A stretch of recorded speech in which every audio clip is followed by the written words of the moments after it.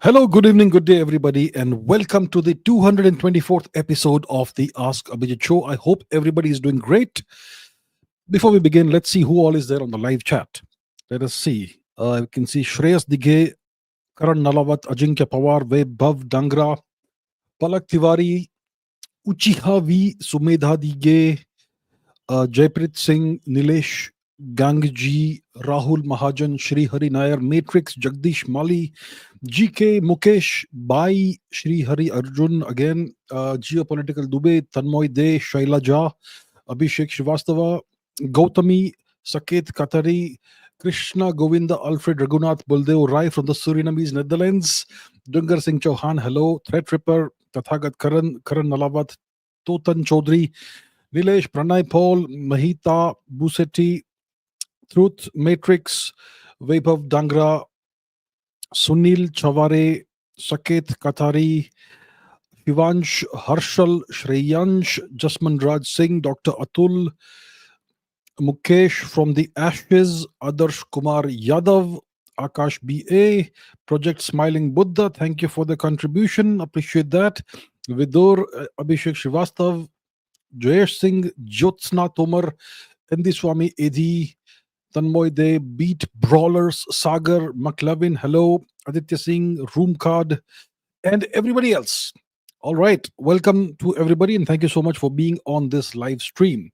I can see some more people, Janavi, Amisha, Shri Hari Arjun, and everybody else. Right, okay, so I'm going to take questions that you have asked in the comments, and I'll take some questions from the live chat also. So let's go. Let's begin. What are the questions that we have today? Lots of questions as always. Let's begin with something different for a change. So this is by Pranay Paul, and the question is Elon Musk has reportedly chosen the name Terminus for the first city on Mars. Once Mars is successfully colonized, how do you think the US might approach its governance? Will they claim sovereignty over the planet and implement laws according to their interests? How might this shape humanity's approach to inhabiting Mars and potentially other planets in the future? Okay, so what could be the approach of the United States towards governing Mars? That's an important question that we have to consider today. And how could we try and determine what this approach could be like? So we can look at past history to see what's happened in the past. I mean, we have never colonized another planet in the past, but in the past, let's say 500 years ago, the Europeans discovered the Americas, rediscovered the Americas after the brief Viking period there. So the Europeans rediscovered the Americas and they started colonizing the Americas. And immediately you found that there were conflicts of interest. The Spanish had their agenda. They wanted to have the largest territory possible. The French wanted to grab territory. Everybody wanted to grab territory, and everybody wanted the territory and the resources for themselves. And you had wars that happened because of this. Uh, so initially, when you have just a handful of people on Mars or the moon, it's gonna be for all humanity and all that stuff. That's what they will say. We are doing this for humanity. But eventually, once you have a self-sustaining colony on Mars, the question will arise about its governance. And at that point in time, the United States will most likely declare that this is a US territory. I mean, it's a given. That's what's going to happen. And if the US is the only nation that is able to develop the ability to reach Mars, then they could claim that Mars is a US possession, the whole of the planet. It's possible. Um, and the same could apply to the moon. So initially, you would have a US territory on the moon, and then you may have a Chinese territory, Russian territory, perhaps on the moon. I'm not sure if India even has any. I mean, India has said that we will have humans on the moon by 2040 or something, but it's all. I mean, it's far away in the future. The Americans can send people to the moon in a couple of years. So the US will eventually claim these territories as their own, as its own. And even more important, they will decide who gets to go to Mars or the moon and who doesn't get to go there. They will decide. They will set the criteria. It's going to be mostly US citizens. And if non US citizens are allowed to go there, it's going to be citizens of nations that are closely aligned with the US and serve the US geopolitical objectives. So that's how it's going to be. And that's why it's important that nations like India, do not get left behind in the space race, because eventually it's all about control of resources. And the two or three nations that will lead the world in space exploration in the 21st century are going to be the two or three nations that control the world, that lead the world overall in everything. So right now it looks like the government of India has no ambition when it comes to space. There are some small space programs going on. There's going to be a Gaganyaan program, which is a technology demonstrator of human space flight, which will happen in 25, 26, probably 25, 26, the first human space flight. Um, and there's talk of an Indian space station eventually in the 2030s and so on. But India doesn't seem to be very ambitious. The government of India doesn't seem to realize how important space exploration is. Um, and space exploration is probably what will transform the US from a mere superpower to a hyperpower. Um, yeah, so that's how I see it. The US will eventually claim sovereignty over all the territories it controls on the moon, and it may claim sovereignty over the entirety of Mars if no other nation is able to develop the technology to reach there. So important that other nations participate in the space race and compete in the space race. Abhishek Srivastav says, will India act on Bangladesh when Trump comes to power? Look, there are some people who imagine, okay, that once Trump takes office in January 21st or something, then India will be able to make certain policies that it's not able to implement right now. So maybe India will be able to uh, take certain steps in Manipur that it's not able to take right now. Maybe something to do with Burma, maybe something in Bangladesh. That's what lots of people imagine. That the US policy towards India will suddenly become radically different once Trump comes to power. Let's understand something. US foreign policy never changes. Whether it's Trump, whether it's the Democrats in power or the Republicans in power, whether it's Kamala and Joe Biden, or whether it's Trump, it makes no difference. So the US policies towards India will not change significantly once Trump takes the oath of office. Nothing major will happen. The US policy towards India vis-a-vis Bangladesh will remain exactly the same. When it comes to Manipur, Project K, Cookie Land for Christ will continue. Nothing will change. Trump will not be allowed to make any major changes to UN foreign policy. So when it comes to Bangladesh, India and the US will remain adversaries. And the US will continue to take actions that will promote its geopolitical interests in the subcontinent. So, so nothing will change when it comes to Bangladesh once Trump comes to power. India won't be able to do anything that it's not able to do right now. Nothing will change. Okay, questions about Burma, Myanmar. So Shubhankar says, I have heard the Arakan army has total control of Myanmar-Bangladesh border and has conquered vast chunks of territory in the Rakhine state. Something interesting brewing in our neighborhood. Do you think it's our doing or we're just spectators again? Yes, thank you, Shubhankar. And Mudgal C. Miss says, we have recently seen the Arakan army being rumored of having captured about 270 square kilometers of Bangladeshi territory. We also know that China and the US are the main funders of the Arakan army, and we are also aware of the fact that these people were highly pro-India pre-98 when we had their leaders arrested in Andaman and Nicobar. Could India be behind this, especially since we have seen Mr. Dowal visiting China? Could it perhaps be that India, through the RAW, has decided to get its hands dirty in the matter? Or are we going to keep up our highly timid foreign policy? I have my doubts about the Arakan army since the US and China won the Chittagong region. Won't these guys give the captured land to the highest bidder, like the US or maybe China? Okay, a whole bunch of questions are being asked over here. Okay, first of all, what is this Arakan army? Is it being funded by the US and China both? Look, the US and China are not nations that cooperate in geopolitics. They are adversaries in geopolitics.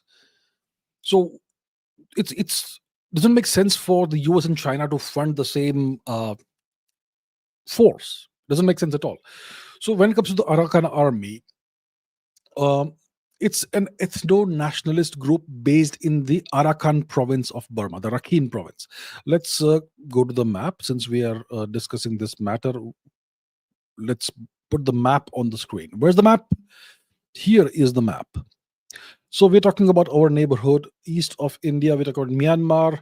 So let's quickly look at the extent of the Rakhine state. Myanmar, how large is it? So that's so here we have the region that is shaded in red, that's outlined in red, is the Arakan region, the Rakhine region. As you can see, a significant portion of the Burma Bangladesh border uh, adjoins the Arakan state. So the Arakan army is an ethno-nationalist group that is based out of the Rakhine state. There's another group which is called the ARSA, which is a Rohingya organization. It's a terrorist group that has been murdering Hindus and Buddhists and all that. They're also based out of the Rakhine state. Now, the Arakan army, it's composed of people who are actually Arakanese in ethnicity. They are Buddhists. They are not Rohingyas. So the Rohingya ARSA group and the Arakan army, they are at loggerheads. They are adversaries. And the Rohingyas, one could imagine, if one looks at it properly, they could probably be on the payroll of the West, similar to the various cookie terrorist groups, etc., and insurgent groups and so on that operate in this region. So the Arakan army has in the past been closely aligned with China. Okay, and they are Buddhists. Their adversaries are the Rohingyas. Their adversaries, you could say, are the West, directly or indirectly. Now, let's take a look at the last question over here. Since the US and China want the Chittagong region, etc., won't these guys give the captured land to the highest bidder? First of all, the Arakan army has not taken over Chittagong, the Chattogram region, the Cox's Bazar region. They have not taken it over. They have simply established control of the border, and they have nibbled away at some small parts of Bangladeshi territory, like Tiknaf, etc. But historically, some of this could have been part of the Arakan region. And why would they give up their own land to foreigners who are bidding for it? You see, when a terrorist group or an insurgent group captures territory which is not its own ancestral homeland, then they'll be okay to give it up to the highest bidder, to sell it to the highest bidder. But when you're defending your own homeland from foreigners, why would you sell it to somebody? You won't do that. You're fighting for your own self-determination and freedom, right? So that is an important point we have to consider. Now let's go back to the map and understand what has happened in the recent past. So reports have emerged. So we're looking at this region. Okay, let's zoom in now. So the Arakan army seems to have taken over Tiknaf, which is a city in this region, which is a Bangladeshi city, and other areas. They seem to have established control over this region. And as you can see, that kind of cuts off the St. Martin's Island from Bangladesh if the situation persists. Okay, so that's an important and interesting development that's happened over here. That is a setback for the Mohammed Yunus regime. There is a setback for Bangladesh. The situation could be fluid. It may have changed, perhaps. Maybe they may have taken over more territory, maybe less territory. One also hears that there are ships from Pakistan that are going towards Bangladesh, which is with large quantities of arms and ammunition to bolster the Bangladeshi defense forces, military forces' ability to fight off the Arakanese, the Arakan army, and so on. So the situation is kind of complex right now. But reports did come out that the Arakan army took over that small part of Bangladesh. And maybe if the Bangladeshi government isn't able to control the situation, then things could spread, and the Arakan army's control over Bangladesh territory could expand. Right now, could India be behind this? Is the question that's being asked. Could China be behind this? What is going on? The Arakan army was pro-China, wasn't it? Um, could India and China be doing a joint venture over here? That's a question. So of late, we have seen that India and China are talking again. There has been some kind of a rapprochement of kinds of sorts between India and China. Like Mugdal C. mentioned, Mr. Ajit Doval was recently in Beijing, which is a highly unprecedented step. So a lot is happening, seems to be happening behind the scenes between India and China. And when it comes to the country of Myanmar, we are witnessing large scale foreign interference in Myanmar, Western interference. And that is something that's bad for India as well as for China. So it makes sense, perhaps. I mean, logically, it makes sense for India and China to cooperate in this, in stabilizing this region and ensuring that pro-West elements don't take control of this region of Burma, like what's happened in Bangladesh. We don't want that to happen in Burma. So it's possible that India and China may be cooperating in this. I don't think we are spectators anymore. Shubhankar says, do you think it's our doing, or do you think we just spectators again? I don't think India is a spectator in this region. We know this. See, the Bangladesh situation, the Burma situation, and the Manipur situation are interconnected, interrelated. These are not separate issues. It's all part of the overall same geopolitical game, right? The Americans have this Project K, that they want to create an artificial Christian cookie nation out of parts of Burma, Bangladesh, and Myanmar.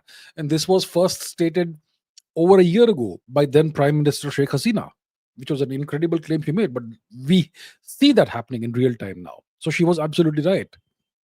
It's not some conspiracy theory when the sitting prime minister of a country makes that claim, and then we see it actually happening. So it makes sense for India and China to cooperate here. I don't think India is a spectator anymore right now. It may have taken the government some time to take action. The government has been completely silent on Manipur. The prime minister doesn't say a word. Okay, whatever. But hopefully things are moving in the right direction. So it looks like India and China could be cooperating in this matter, and maybe the Arakan army is pro-India and pro-China, perhaps, and they are Buddhists. So culturally and civilizationally, they have no issue with India, unlike the Rohingyas, or unlike the modern day nation of Bangladesh. Culturally, civilizationally, they are antagonistic to us, aren't they? The Arakanis, the Buddhists, they have no such issues with India. So yeah, this is a situation that's developing right now. It's an ongoing situation. So let's keep an eye on this, and let's see how it evolves. Maybe by next week. So I'll keep an eye on this, and we'll discuss this further. Is there any other part of the question that I have missed over here? Yeah, so the main point is that I don't think the US is funding the Arakan army. The US has been funding most likely the Rohingyas and the cookies, not the Buddhists. See, the US, it usually funds organizations and groups that have an allegiance or with an Abrahamic religion. It's very rare for them to fund organizations with allegiances to dharmic religions. All right. So I don't think the US is involved in this. The Chinese have no issues with dharmic religions. So there you have it. Okay, next question. Rohit Pavaskar says, very weak attempt to cover up cowardice. Why hasn't the Modi government thrown out more than 3 crore Bangladeshis living illegally in India? Abhinav Deep says, why is the BJP not doing anything about the Rohingya issue? I don't know how many Rohingyas we have in India, probably lakhs. What's the point of having a $10 trillion economy, infrastructure, etc., when our next generation will not get benefits because of the infiltrators who have been settled in India? The illegal immigration is increasing, and so on. These are very valid points that are being made over here. And this is something that we need to hold the government accountable to. Look, is it wrong for the people to expect the government to deport the millions of illegal immigrants that we know are living in India? Everyone knows this. You go to any major city, you will find very visible evidence of incredible numbers of illegal Bangladeshis and Rohingyas. We know where the Rohingyas have been settled. They've been settled in Jammu, they've been settled in various other parts of India. Imagine them being settled all the way in Jammu. Why is India harboring these illegal infiltrators? Why? What do we get from it as a nation? It's a burden on our taxpayer. It's a burden on the Indian economy. In 2014, the government of India had stated that there are roughly 5 crore, which is 50 million illegal Bangladeshis living in India. That's in 2014. Today is 2024, end of 2024. What's the number today? Has it doubled? It's at least the same, right? And most likely a whole lot more must have come in through the porous borders. So maybe we have 100 million Bangladeshis and Rohingyas living in India. Can you imagine the burden on the Indian taxpayer, the burden on the Indian economy, on the Indian infrastructure? And they will multiply, and they will get all the Aadhaar cards and all the documents. They'll become Indians. And don't you think it's a gigantic problem for India? Why do we harbor these people? And look, the Prime Minister had promised in 2014, when he was the prime ministerial candidate, that he will deport the Bangladeshis. The question is, what happened? Would you like to see evidence of that? Let me put evidence of that, since we are talking about this. Why not? Let me put this video on the screen. Check it out. This is a video from 10 years ago, April 28, 2014. Okay, it's from Times Now. Let's briefly play it. BJP's prime ministerial nominee now has issued a stern warning to illegal Bangladeshi immigrants. Now, while addressing a rally in Bengal, Narendra Modi says that he will send them packing if the NDA forms the government at the center. 16 मई के बाद ये बांग्लादेशी बिस्तरा बोरिया बांध के तैयार रखें. Another. So yeah, I'll stop it there. I'll not play the entire video. The point is that Mr. Modi had promised in 2014 that if he was elected and became prime minister, after that so and so date of May or whatever date he mentioned, the Bangladeshis will be deported. So what happened, sir? How many Bangladeshis have been deported since May 2014, and how many have come in? Is it wrong to hold the government accountable to its promises? Nothing has been done, clearly. You will see Bangladeshi infiltrators all over the major cities of India, all over the place. They take over entire economic sectors. They monopolize entire economic sectors. And why are they being welcomed in India? Because they constitute very important vote banks without which politicians can't get elected. So they are settled in ghettos in various cities in India, slums, and every locality, every municipal ward or whatever has a Bangladeshi slum or some kind of slum, and those people are allowed to settle there. They're regularized, and the condition is that you'll keep voting for us. And that's how allegedly, and that's why allegedly Bangladeshis are so welcome in India. It's a huge problem. It points to the incredible, humongous amount of corruption we have in India. And this is a national security threat. It is a civilizational threat for India. And why has no action been taken the past 10 years, despite promises being made? So, yeah, these are valid questions, and people need to ask these questions. Because otherwise, what's the point of having a $10 trillion economy, $20 trillion economy, becoming a Vishwa Guru, becoming a superpower? What superpower? What Vishwa Guru? When you are compromised from within. 100 million. I mean, it's larger than the population of most nations. And they are not pro-India. They are They are in no way aligned with India's cultural or civilizational values. They are in no way aligned with India's national interests. And we are harboring them on our territory, on our soil. On our soil. I just don't get what's happening. I just don't get it. I don't know what the government is doing, what the leadership is doing. What have they been doing for the past 10 years? Are they so helpless that they can't take any action? Then what's the point of growing the economy then? If you are building the economy and creating infrastructure for these people and their descendants. I don't get it. Okay, Vikramaditya Rathore says, has West Asia almost slipped out of the Russian sphere of influence? With the Assad regime being toppled, now Putin is thinking of shifting his naval base from Tartus in Syria to somewhere else in Libya. And now Iran is the sole remaining ally of Russia that still exists in the region. Once again, let's go to the map. What's happened? We know what's happened. So we will not go and discuss what has happened. We know that Assad has been overthrown and so on. But what's the consequences of this? That's what we will look at. So once again, we go to the West Asia region. And north of that, we have Russia, of course. We know where Moscow is. And then we have the Caucasus region, which is between the Black Sea and the Caspian Sea. And south of the Caucasus, we have the region that we are discussing, West Asia. So the major players are Turkey and Iran. And of course, the super major player is the US and its greatest ally, Israel.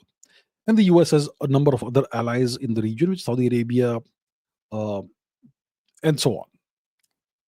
So Assad has fallen, which means that essentially Turkey and Israel have conquered Syria. And now they will cooperate on what happens next in Syria and the long-term evolution of the leadership and governance in Syria. The same way what we saw what happened in Iraq post 2023 at the ouster of Saddam Hussein. So Syria is no longer a geopolitical force in the region. It now has the same status that Iraq has, which is a nation that has no leadership and no hard power anymore. And because of this, Iran has lost access to Lebanon, and Iran is kind of isolated. So it's a victory for Turkey and for Israel, and it's a defeat for Iran and for Russia. And when it comes to Russia, they have the Latakia base and the Tartus base, military bases there. They have one naval base and at least one air force base. And most likely they will have to vacate these bases. So it looks like some kind of agreement was reached with Russia also, especially between Turkey and Russia, that Turkey will kind of give up Libya to Russia and they will take over Syria. So Syria is rich in oil and gas and all that, and Turkey and Israel will benefit from that. And Russia has to now vacate Syria and maybe they will take over parts of Libya. That seems to be the kind of deal that has happened behind the scenes. And in the coming days, weeks, and months, we will see the details slowly but surely come to light in the form of actual facts on the ground. So it is definitely a setback for Russia. It is a significant setback for Iran as well. I think Iran is now going to be in an increasingly more precarious situation in 2025. It is possible that by the middle of 25 or by the end of 25, Iran could find itself at war. That's also a possibility. I hope war doesn't happen. War is not good for anyone, but yeah, it's good geopolitically for various powers. It's bad for the common people. It's terrible. It's tragic. But geopolitically, all change happens through implicit or explicit warfare. So yes, Russia has suffered a setback. Iran has suffered a significant setback, and one hopes that Iran is not next after what happened to Iraq and then Syria. One hopes so, because that will significantly change the balance of power and dynamics in the region. And we in India, we don't have any issues with Iran. And it's good for us if Iran continues to exist as a significant power in the region. So there we have it.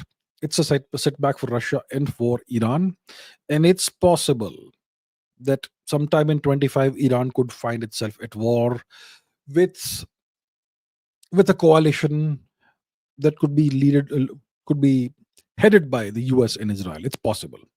It's possible. One hope it doesn't happen, but it's possible. Okay, let's take some questions from the live chat. Let's do that as well. Okay, Tanish Chavan says US says it that Pakistan cannot continue their missile program. So apparently news has emerged that Pakistan is pursuing a ballistic missile program, an ICBM program, intercontinental ballistic missile program, with missiles that could eventually end up having the US within their range.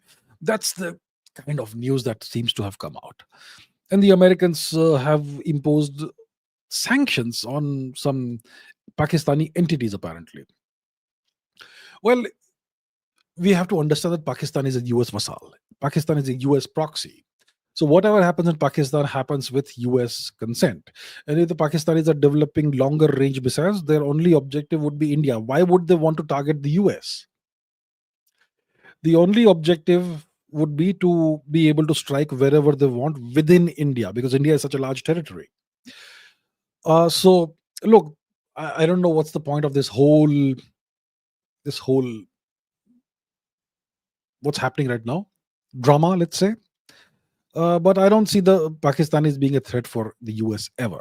Maybe it's just to convince the world that Pakistan is a sovereign nation and it has its own agenda. Maybe that's the only thing. I don't see anything else, being behind this. Geopolitical Dubai says, will we be ever able to explore the ocean's depth? Yeah, the ocean is more mysterious than outer space. And exploring the ocean entails lots of challenges, because the deeper you go in the ocean, the more alien the environment becomes. Once you go below a depth of roughly 100 meters, there's complete darkness there. No light can can go further down. So it's complete darkness, pitch dark in the ocean. And as you go deeper under the ocean, the water pressure also increases significantly. And that's also a huge challenge. The temperature also drops a lot. So it's very cool, very dark, and extremely high pressure. And because of that, it's very difficult for humans to explore these parts of the ocean, especially the deeper parts of the ocean. It's easier to explore space than to do that. But with the advent of new technologies like autonomous underwater vehicles, autonomous submarines, submarine drones, and so on, we may be able to eventually map the entirety of the ocean floor in the coming years. But for humans to go all the way down there, several kilometers down, it's extremely difficult, because the technology does exist. The deepest point under the ocean is called the Mariana Trench, which is off the coast of the Philippines, and humans have descended all the way down there. I think it's below, it's deeper than 10 or 11 kilometers, very deep. But humans have indeed gone all the way down there. But the technology is very expensive, and so it's not something that everybody can do. Very few people can do that. But yeah, eventually I suppose we will be able to explore all of it, maybe in the next 100 years or so, with the advent of new technologies. Okay, let's see one or two more live chat questions. Prashasya Gautam says, can India have freedom of speech like the US in the future? Does the US have complete freedom of speech? I don't think so. There are so many things you can't say in the US. I mean, before Elon Musk took over Twitter, Twitter was under the administration and ownership of Jack Dorsey, wasn't it? And they were shadow banning so many people. They were permanently banning people. They permanently banned the sitting president of the United States before the next president took office, right? They banned Donald Trump. Do you call that freedom of speech? There's so much you can't say in the US. You'll be cancelled. So technically, it may not be illegal, but if you say it, then you will have real world consequences, very rapid and very harsh consequences. You'll be cancelled. If you are a famous person and you say certain things, you will lose all your brand deals, all the contracts. You'll become penniless very quickly. So there's no freedom of speech. in the US. You can say things that are socially acceptable or acceptable uh, in the current scheme of things, but you can't say things that are not acceptable in the current scheme of things. Uh, so I don't see the US as a nation that has freedom of speech. And even if you technically may have that, uh, there's no freedom of consequences from speech. And when it comes to India also, so there is no society where you have complete, absolutely universal freedom of speech. And even if you may technically have that on paper, you cannot say things and expect there to be no consequences for what you have said. So that sort of idealistic utopian world doesn't exist. There are always consequences for your actions and for your speech. And so the US has a whole bunch of things that you can't say and a whole categories of things you cannot say. In India, there's a whole different category of things you can't say. India is a socialist, secular nation. There are certain individuals you cannot criticize. If you criticize certain individuals who I'm not naming, by the way, then you go to jail and you will be oppressed, and all kinds of terrible things will happen to you. And that sort of thing. And there are certain other things you cannot explore, certain things you can't say. And so that's just how it is. Go to other countries. Go to Canada, for example. You can't say a thing. Uh, there are lots of things you can't say in Canada, also, right? The Canadian government has its own super fascist approach to things. Mr. Trudeau will talk about freedom of speech and democracy and blah blah blah in India, but when it comes to the same kind of protests in Canada, he will crack down upon them brutally. So there's no real such freedom anywhere in the world, even in the so-called liberal West. So yeah, I don't think it's ever possible. And do we really want absolute freedom of speech? Do you want people to have the right to say absolutely anything? I mean, there are things that are actually criminal, right? I mean, there are a whole bunch of categories of actions that are classified as crimes. And some crimes are really heinous crimes. Do you want people to have the freedom to say that these crimes are fine and to promote or justify or glorify such crimes? It doesn't work like that. So there can never be any absolute complete freedom of speech anywhere in the world. And the US certainly is not that sort of nation where you have genuine freedom of speech. And neither is India. That's just the way it is. Okay, let's go back to questions that people and things that people have said in the comments. Okay, I usually never take very long, multiple paragraph questions or statements, but for once I am doing that. So this is by Ali Raza Razai, who's from Iran. So this is a Persian perspective on things. So let's see what he has to say. An Iranian guy here, and I want to share my thoughts with you about my Indian cousins. Firstly, Mr. Chavda, you said something that you should remember forever. Israel is no one's ally, let alone a vassal. They may have some vassals, and he says that the biggest one is the US, but they surely aren't anybody's vassal. So, okay, that's the first statement he makes. I agree that they are no one's vassal. I don't think they are the United States' vassal. I don't think so. I don't think the US owns and controls the nation of Israel. And he says it's the other way around, that Israel actually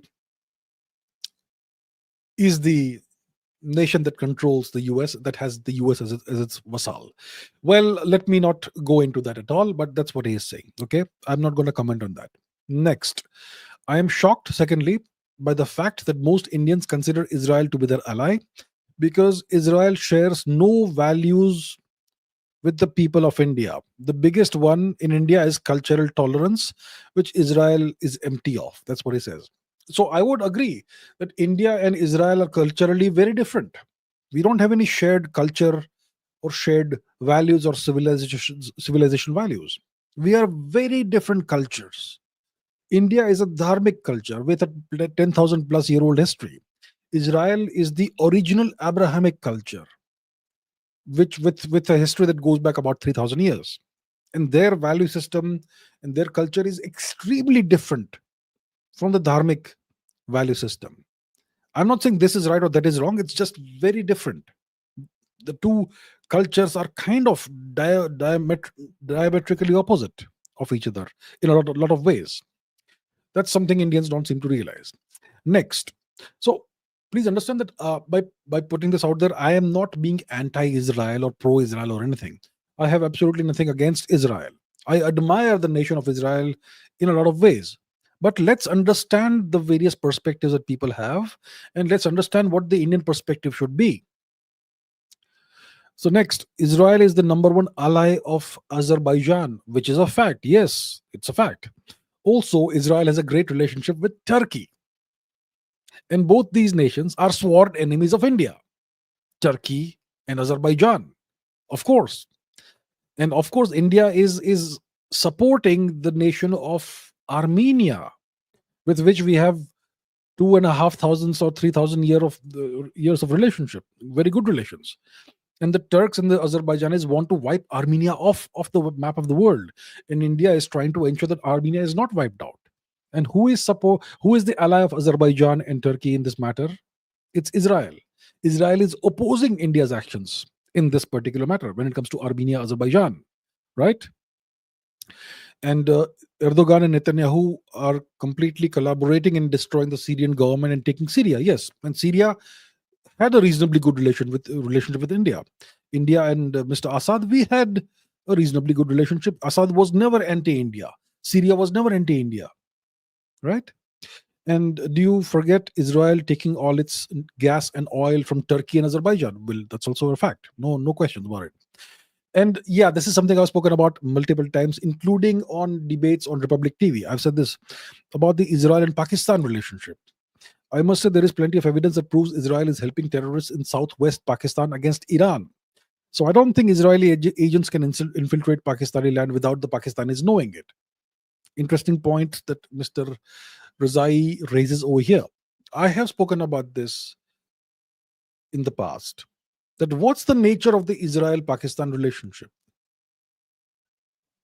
I mean, Pakistan is a US vassal.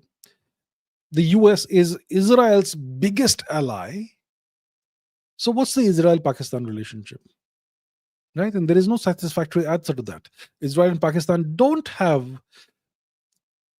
I mean, the Pakistanis say that they don't recognize Israel, blah, blah, blah, all words.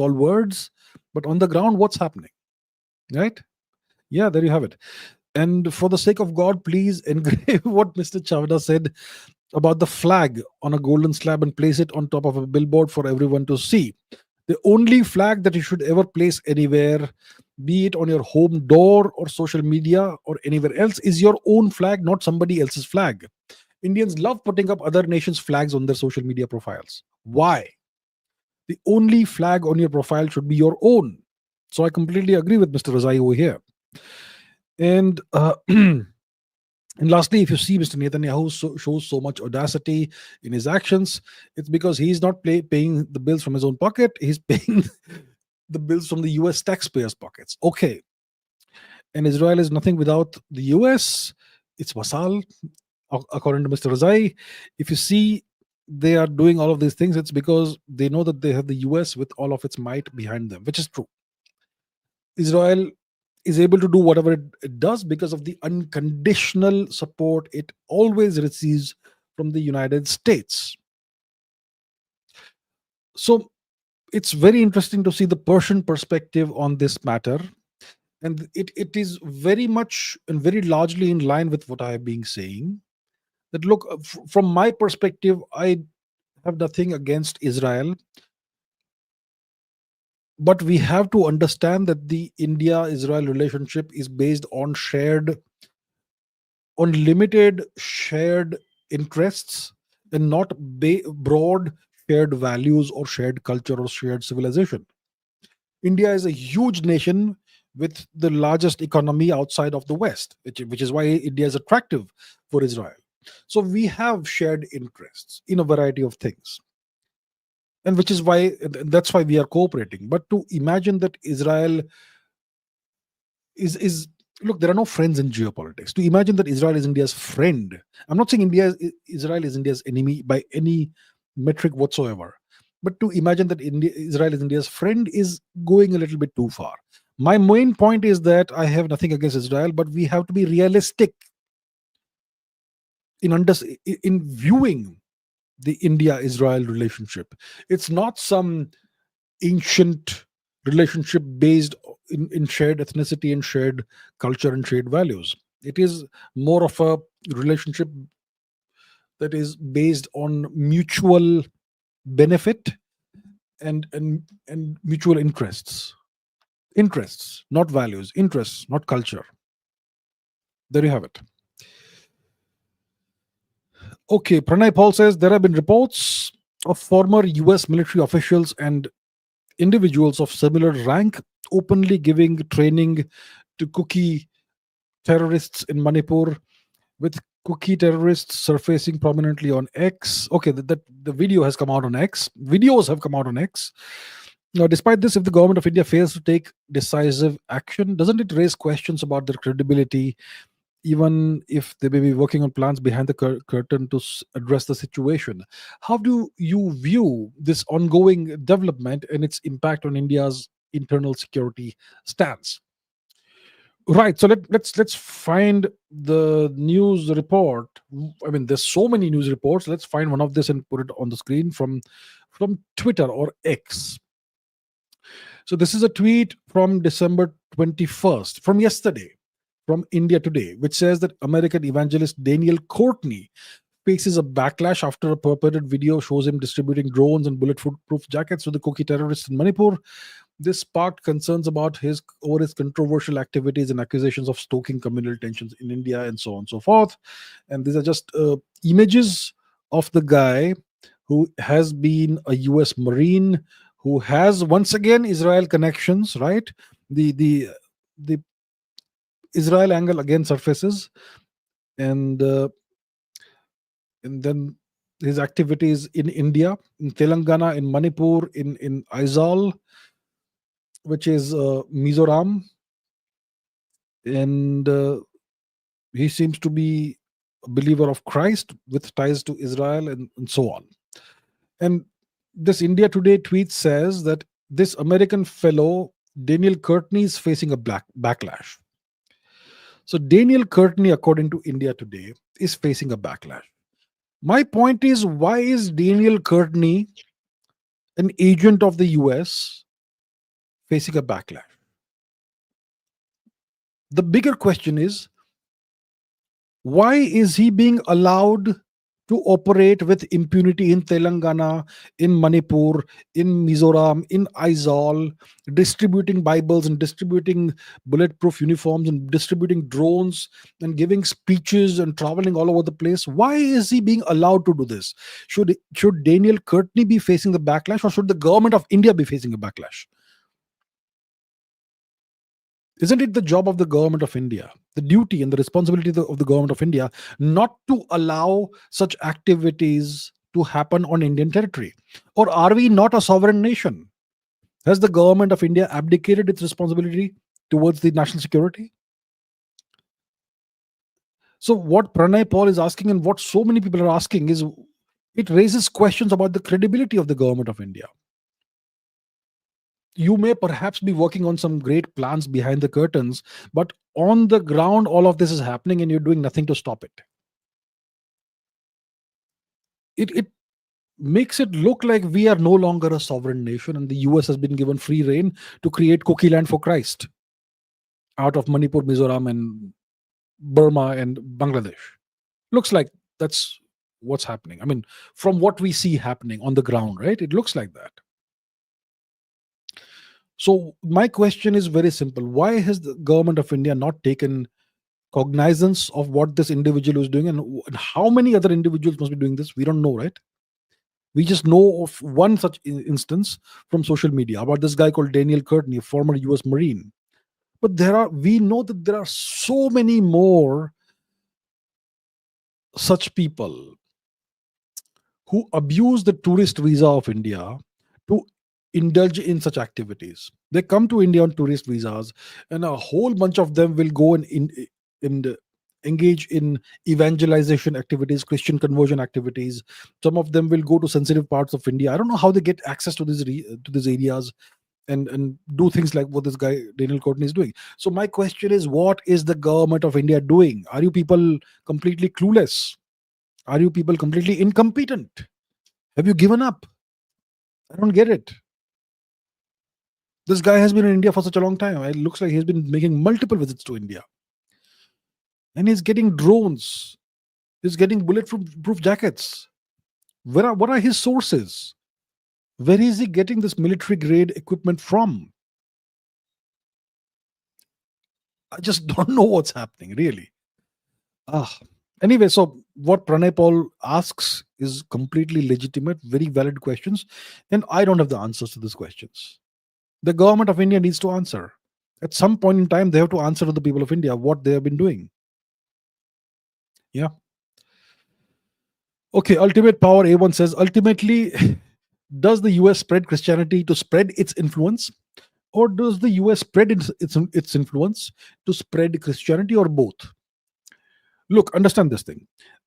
There are three Abrahamic religions, okay? These Abrahamic religions are political religions. The objective of these religions is ultimately control and power over people and over territories. That's the actual objective. I have personally nothing against any religion. Look, if so and so person wants to convert to so and so religion, let them do it, right? It's a personal choice. But when conversion activities are being done with the objective of demographic re-engineering, and it's happening on an industrial mass scale, that's a national security threat. So I have nothing against any specific religion.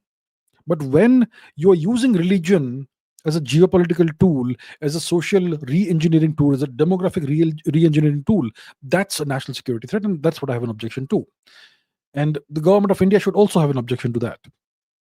So Christianity is a tool that the foreign powers use, not just in India, but across Asia. They've used that in Burma. They've converted very large numbers of Burmese people to Christianity. They've done the same thing in Cambodia, in Vietnam. The mountain people, the hill people, the remote tribes, they are the ones who are the most vulnerable to these predators, and they are all converted to Christianity. And the Japanese and the Chinese noted this centuries ago, that when their citizens, when their people convert to Christianity, they somehow, I don't know how, but they somehow spontaneously develop extraterritorial loyalties and anti-national tendencies. And that's why Japan and China both historically have cracked down on Christianity. So it's not about the religion, it's about the use of the religion for geopolitical purposes and for the purpose of meddling in the internal affairs of a nation, and for the purpose of demographic re-engineering on massive scales. So the religion is used to spread geopolitical influence. It's not done the other way around. The US doesn't spread its influence to propagate Christianity. It propagates Christianity to spread its influence and to expand the area which is under its influence. Next, Vikramaditya Rathore says, how significant do you think India's relationship with the African continent is? And what could be the next big step for India to expand its influence there, considering China and Russia are making significant inroads in Africa? Okay. So, Africa is the largest continent. It's huge, gigantic. We don't realize that when we look at the Mercator projection map, but it's a huge continent. And the population of Africa, all the nations put together, is slightly less than the population of India. So that's an interesting factual tidbit. Now, Africa has historically been colonized by the Europeans and completely devastated and ravaged. And today the major religions in Africa are the two Abrahamic religions, Christianity and Islam. And before the Europeans, it was colonized by the Arabs. Okay, tragic history in the past 1,000 plus years in Africa. Um, and now we have these artificially created nations. If we look at the map of Africa, let's go to the map once again. If you look at the map of Africa, we will see straight lines everywhere. Straight lines, which are lines drawn on a map, not organic boundaries or borders, but artificial borders between artificial nations. And because of that, you have all kinds of civil wars and lots of conflicts and strife all across Africa all the time. The Democratic Republic of Congo, DRC, is a gigantic nation that is essentially ungoverned. Um, no real government. Whatever government exists is being remote controlled from outside, from Rwanda, and it's the nation is being exploited for resources. And you will see similar situations everywhere else across Africa. The Sahel region is notoriously coup prone, and so on. Now, the French have kind of lost a lot of their influence in Africa in the past few years because of very poor policies. Uh, the Russians have made some inroads in Africa through the Wagner Group, and the Chinese have been trying to establish strongholds in Africa for the past 20 plus years by doing these projects, infrastructure building projects and so on. But they have not been actually very successful to the extent that we think they have. Now, many of these African nations, they would love to have India as a benefactor, or let's say a big brother, a nation that has no interest in plundering, pillaging, and ravaging them, and a nation who is willing to help, and a nation essentially a nation that's willing to help in a mutually beneficial way. Lots of African nations would love to have this.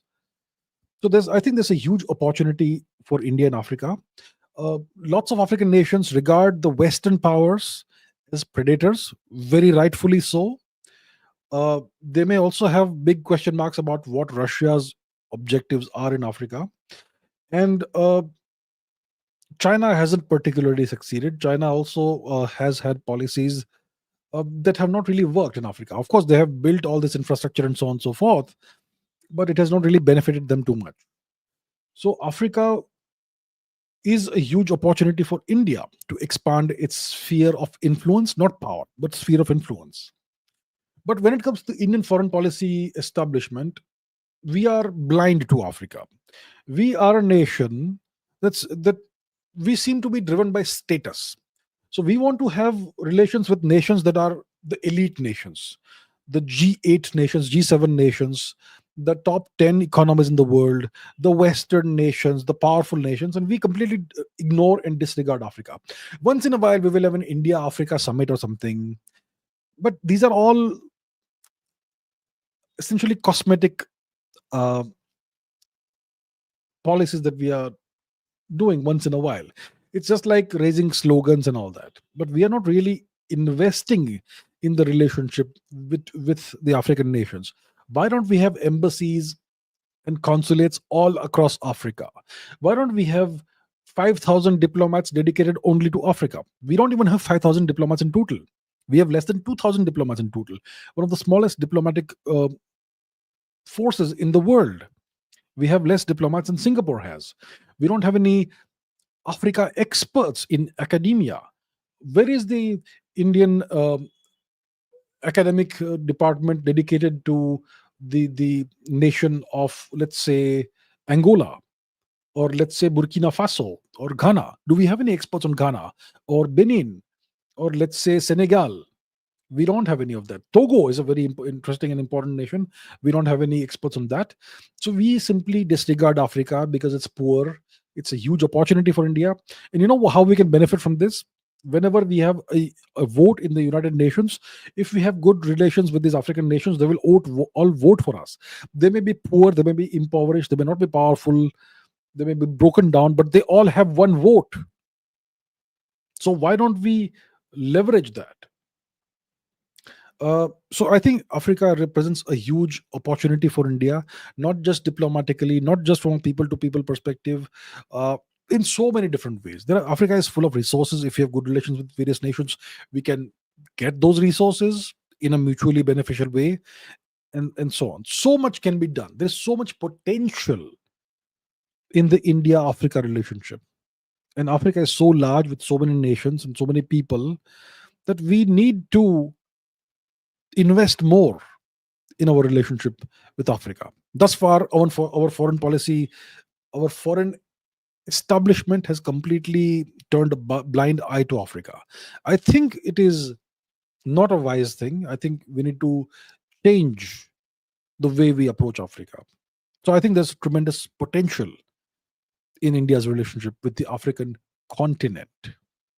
So what's the next big step for us? I think we should encourage various universities to set up departments that specialize in Africa, whether it's historical research, whether it's sociological research, or political science research in Africa. We need to do that. That's one thing. Secondly, we need to set up embassies and consulates all across Africa, in every single African nation, no matter how big or small or rich or poor. We need to have that, and we need to cultivate the relationship with each of these nations. That's what we need to do. We are a nation that is not hegemonic. We are not there to plunder these nations, and they understand that. So they will welcome such steps from India. But I think the first step we have to take, is to expand our foreign ministry, the number of diplomats who work for the foreign ministry. Right now, we have less than 2,000. I think a nation of India's heft and India's standing should have at least 5,000-10,000 diplomats specializing in various nations. That's what we need to do. Right. Okay, Adarsh Narayan Raut says, you told us the hard power of a country brings its soft power influence to other countries. Then how about K-pop, Japanese anime, Korean films, etc.? They are very famous around the world, which brings a positive response from the people about these countries, right? So yes, a soft power. That's an important debate we definitely need to have. Soft power, hard power, all that. So hard power is economic power plus military power plus power projection capabilities plus nuclear weapons and so on and so forth. All that is hard power. It's the hard power, the scary power. Economic plus military power mainly. Soft power. So what is soft power? So for any nation, soft power is the capacity of that nation to persuade others to do what that nation wants. So what is India's soft power? India's soft power is the capacity that India has to persuade others to do what India wants. How much soft power does India have is a different matter. So soft power is persuasion power. Soft power rests on the ability of my nation to shape the preferences of others without the use of force or coercion or violence. Persuasion, not forcing somebody, not arm twisting someone. You persuade them. So you do this through intangible assets: an attractive personality, an attractive culture, an attractive brand. Nations are brands. So if your brand is attractive, that's your soft power. So all of that. Then your political values, your political ideology, your culture, your civilizational values, your institutions, and your policies, which are seen as legitimate and having moral authority. So all of that is soft power. And legitimacy and moral authority is central to soft power. Okay? So you can have an attractive brand, but if you lack legitimacy and moral authority, then you have no soft power. Okay? So when a nation is able to sincerely attract and convince other nations using its values and set of practices, then your nation is considered to have an effective soft power. Now let's take the example of K-pop. What is South Korea's image? South Korea's image is predicated largely on K-pop and skincare routines and Instagram influences and all that. It's good branding, sure. It's attractive branding. But does it give Korea moral authority? Does it give Korea legitimacy? It doesn't, right? Having an attractive, glossy, glamorous image is not enough. You also need to be seen as having moral authority and having legitimacy and moral legitimacy, right? When it comes to Korean films and all that. So that's just half of the job done. You also need to be you need to also have the other half. So when India, if you look at India's culture, India's civilizational values give it a tremendous amount of moral authority and moral legitimacy. But India's brand isn't great. India doesn't have the kind of K-pop and the glamorous thing. India actually has a rather poor image internationally, right?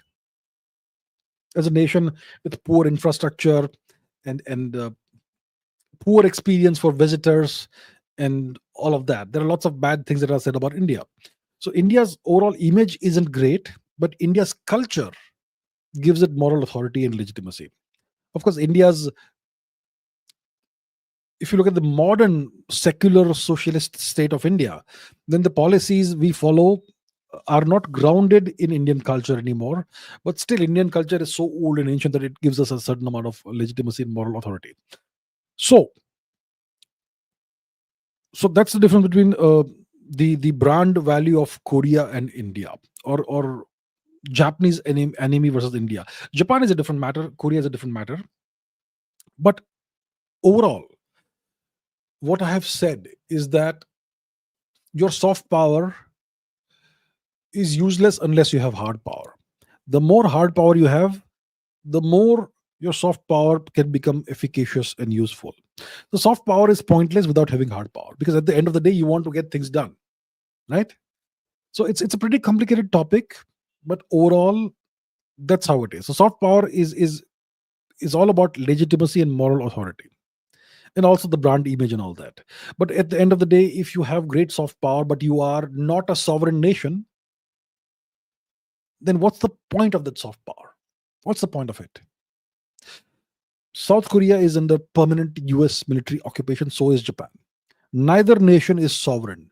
Both nations are under permanent, full scale foreign occupation. Then what's the point of having soft power? There's no point, because you're not sovereign. You're not an independent nation. The same can be said about Europe. Europe is not a sovereign entity. The European Union, none of the European Union nations is a sovereign entity. They don't have any control over their currency. They don't have any control over their borders. They don't have any control over the laws they can pass or repeal. They don't have any control over the policies. They don't have any control in the case of NATO nations. They don't have any control of their own militaries. Where's the sovereignty? So you may have a great image and a great brand, but you have no sovereignty, then your soft power is zero, essentially, despite seemingly being great. So it's a complicated topic, but you've got to understand how it really works. Okay, Balram Putin says, what can we learn from the modern state of China? And what's your thoughts on their criticism about the colonial mindset of India? So the Chinese have criticized India a lot. What do they criticize India for? One of the criticisms the Chinese have leveled at India is that India is an example of too much democracy. India is a genuine democracy. Elections every other week, somewhere or the other, municipal level, district level, state level, central level, whatever. So many elections all over the place, all the time. So many laws, but nothing happens, nothing works. You have laws for everything, but nothing is implemented. You have corruption everywhere. You have got a broken down infrastructure. You have pollution. You have corruption. You have garbage all over the place, and so on. Extremely inefficient nation, very corrupt system that doesn't serve the nation, the system that doesn't serve the people, and yet a great democracy, right? The world's largest democracy. So that's one criticism the Chinese have always leveled at India. India is the best example of why democracy doesn't work. That's one criticism that they've leveled at India consistently. The second criticism is not something they say directly, but you can say that they have a certain amount of contempt towards India. Why? What is the source of the contempt? They see India as a Western stooge, as a colonized nation. A nation that had the opportunity to throw away the baggage of colonialism, but we have chosen to continue that. And that's why they have a lot of contempt for India. Is their contempt justified? I think it is. We have colonized ourselves even further since 1947. In 1947, most Indians did not have an English education. Most newspapers or whatever were not in English. Today, we are completely deracinated, completely westernized. We have lost our culture. We no longer use our languages. The entire education system is in English. You can't get a good job if you don't speak in English and if you don't give the interview in English. The entire judicial system, higher judicial system, is can only speak in English. The entire government, the constitution is a Western copy pasted constitution. All our laws are Western copy pasted laws. Our institutions are colonial institutions. What's original about us? It's just everything is an inferior copy of something the West has done. We have no self-respect. We just want to ape the West. We want to ape today what the West did 50 years ago. So that's why the Chinese have a large, significant amount of contempt for India. And I think that contempt is justified. And their criticism of India's democracy is also justified because nothing gets done in India. So what can we learn from the China, from the modern nation of China? Look, China gets things done. China prioritizes its national interest. China doesn't allow others to interfere in its internal matters. We allow everybody to interfere in our internal matters. We have a whole new artificial nation project being operated upon in our Far East, Cookie Land for Christ. You think China will tolerate such a project by the Americans? You think China will tolerate the Americans doing a coup in their neighborhood, like what happened with Pakistan, with Bangladesh in the recent 2-3 years, with India in the subcontinent? There's so much we can learn from China. China has done many mistakes, made many mistakes in the past, especially during the time of Mao Zedong, the great leap forward, the cultural revolution. Huge mistakes were made, but those were rectified, especially after Deng Xiaoping came to power. So China, overall, the Chinese Communist Party serves the nation, serves the people. Of course, there is corruption at various levels and all. Every nation has that. The most corrupt nation in the world is the US. But in China, the corruption, it doesn't really affect the people the way it affects people in India, and so on. So there is so much India can learn from China. The Chinese efficiency, the Chinese ambition, they have a purpose. India doesn't have a purpose, right? What is India's mission? What is India's mission as a nation? China has a mission as a nation. China's mission is to replace and displace the US as the world's largest economy and most powerful nation. They have a very clear purpose. Every sector, industrial sector, every academic sector has a very clear long-term vision and purpose. We as a nation, India, are clueless, aimless, purposeless. What is the national purpose of India today? Do we have an objective? Or is our objective just to keep existing and keep arguing and squabbling and voting every few weeks? What's the national purpose of India? What is our national motto? Yeah, Satyamev Jayate. But in India, the opposite actually happens. It's always untruth that wins in India. So there is so much we can learn from nations who are doing better than us. The Chinese there's a lot to admire when it comes to China, a lot to admire. So there's a lot we can learn from them. Ultimate Power A1 says, did the Chinese too face similar racism and criticism when they were in the initial phase of growth, just like India? Of course they did. So today, India's per capita GDP is about $2,500 in today's dollar money. Yes, in today's US dollar exchange rates. When China had a GDP of about the same what we have today in India, they also went through the whole process, the same process that we are going through. They also faced racism from the West. They were also made fun of by the West. The West used to make fun of China a lot. They used to belittle China and so on. But the Chinese just carried on growing. They carried on working as hard as they possibly could. And the inflection point, the turning point for China was the 2008 Olympics, in which they demonstrated that what they could do the Olympics better than what the West could do. They were able to demonstrate that they were a force to be reckoned with, a nation with extremely high standards. The Olympic opening ceremony was essentially an exercise in shock and awe. It really stunned the West. That's how well it was done. In India, when we have something like the Commonwealth Games or something, if you see the opening ceremony, you want to cringe. If you look at the 26th January march past in Delhi, you can see it's done by amateurs. It's done by people who don't really care. It's so shoddy, it's so shabby. When the Chinese did the 2008 Olympic Games opening and closing ceremonies, it was an exercise in shock and awe. It suddenly, for the first time, the awareness dawned on the West that China is here to compete. They are a nation that means business, and they are capable of extremely high standards. So they did that. Now, what are we doing? Are we going to have an inflection point somewhere, a turning point somewhere? Do we really have high standards in India? That's what we have to ask ourselves. So right now we are in a rather initial stage compared to where China is today.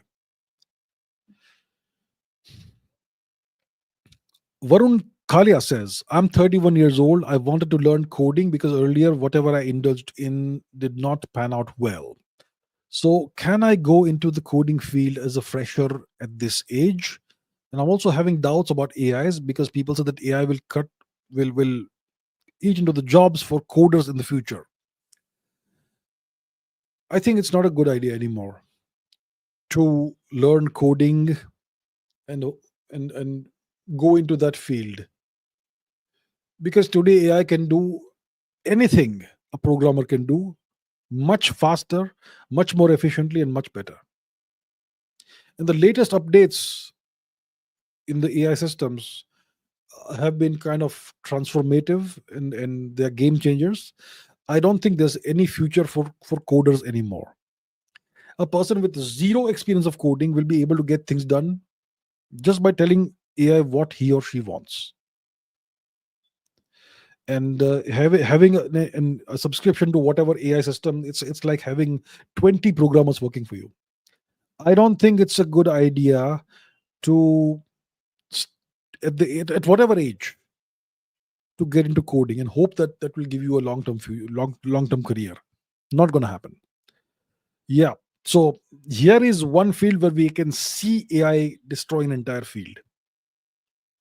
AI will do all the coding now. You don't need programmers. You can just tell AI to do it, and it'll do it. Okay, Ajinkya Pawar says, as IIT students, what should be our priority? Our own career or our country? Most people like to go abroad because of the opportunities available outside. I am in a dilemma about whether to put myself first or my country. Look, my advice will never change. It is consistently the same. Always prioritize yourself first. When you are in the beginning of your career, let's say at the age of 20, 21, whatever, you have to prioritize your career. You have to put yourself first. If you want to serve your country, you can't do it by having a broken career or a career that's not doing well. So if you are getting opportunities to go abroad to advance your career, please do that. Put yourself first, put your career first, and go wherever it takes you. Get all the skills, all the experience that you can, become as wealthy as possible. And in 20 years, if you want, you can return to India, and then you can make a real impact. When you are completely inexperienced, when you haven't even started your career, you are jobless, you are broke, you are poor, penniless, what will you be able to do to help the country? Only the only people who can genuinely help the country is persons of substance. It's people who have experience, people who have knowledge and skills, and people who have the wealth that's needed to make an impact.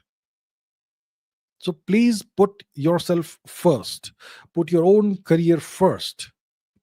First, become a person of genuine substance, and then serve your country. That's the order of things that you should follow.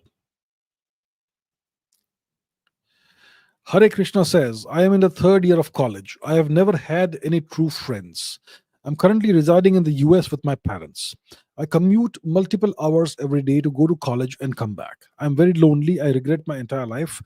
I literally have no one to talk to. Sometimes there are months since I talked to someone. I really wanted to experience hostel life, but my parents did not let me go there. They have ample money, but they didn't let me go there. Now I will never be able to experience this time again and will always regret this. What to do? I am extremely depressed.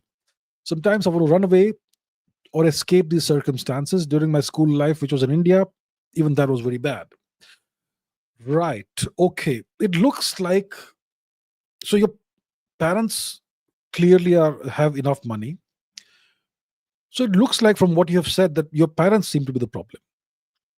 So look, I'm sure they mean well, but maybe their policies have turned out to be uh, counterproductive, perhaps.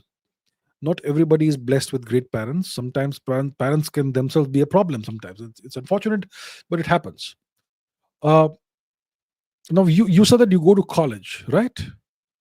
So what you need to do is, if you go to college, you will have classmates there who will be studying in the same department, same courses, who will be taking the same courses as you. Make friends there, talk to them, create relationships there. um it's you've not said it, but I'm assuming that your parents are paying for your college education, which means that you have a financial dependency on your parents, which every every young person has until they start earning for themselves. um and you're commuting multiple hours every day, which means that you are living in one location and your college is in a very different location, significantly further away. So either you could convince your parents to give you the funds to, so that you can live in a dorm or an apartment or something near your college, because of which, so the effect that will have is that you won't have to commute multiple hours every day. But if your parents aren't willing to do that, then you may have to wait one more year until you finish your college and then get a job, and then you'll be able to have your own social circle and life. At the end of the day, the thing that makes or breaks everything is financial stability. If you have money, you have freedom. You can do whatever you want with your life. You can live wherever you want. You can live right next to your college if you want, so you won't have to travel 3-4 hours a day.